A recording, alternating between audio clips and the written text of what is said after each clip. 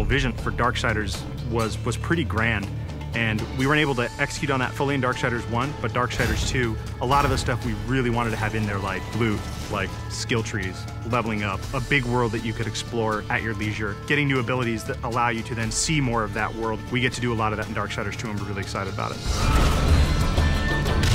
When we were coming up with the loot for the game, we had a lot of fun. We knew the weapon types and the armor and stuff that Death would wear, but obviously we want to have a lot of variety and allow people to really make their guy look different from their friends. Let me tell you about loot. It's the best new feature we're adding to Darksiders 2. You get to pick whatever gear you want to use.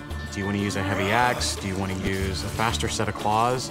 Do you prefer extra fire damage? Do you want added strength? Do you want added stamina? There's got to be thousands of pieces of loot. I mean, not is there a bunch of visual combinations, there's a bunch of statistical combinations. Of course, you're going to find just common stuff, and then you're going to start to find some that have magical properties. You're going to get some that really are loaded up with stats, and eventually, our top tier loot is called possessed weapons, and those are going to be a lot of fun because they stay with you, and you're actually able to take items that you found, and you can feed those items into the possessed weapon to increase their power. Essentially, the possessed weapons level up with you based on how often you feed them with the loot that you don't want anymore. And I think it's that tier of loot that we're introducing that's going to be the most exciting.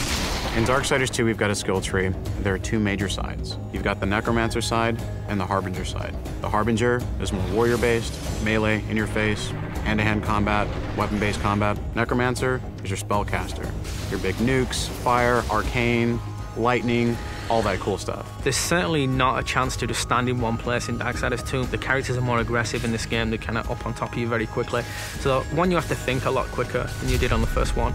But because you've got so many different tools to handle that combat now, players can handle it in a lot of different ways. They can hold back and use a lot of the magic if they're not very good at the melee combat, but you can also get in and get through from a very up close and personal style of gameplay. So it's really down to the type of player who's playing the game.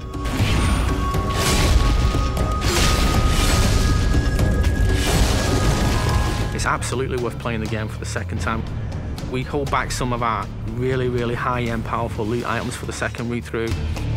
There are quests that are going to force you to explore the world into nooks and crannies you didn't even know existed, and to go down through some pretty serious content. And some are funny, some are serious, but there's a lot to see. It sort of harkens back to the elements that were special in old school games. That's what we really wanted to pack into Darksiders 2. We want people to sense our passion.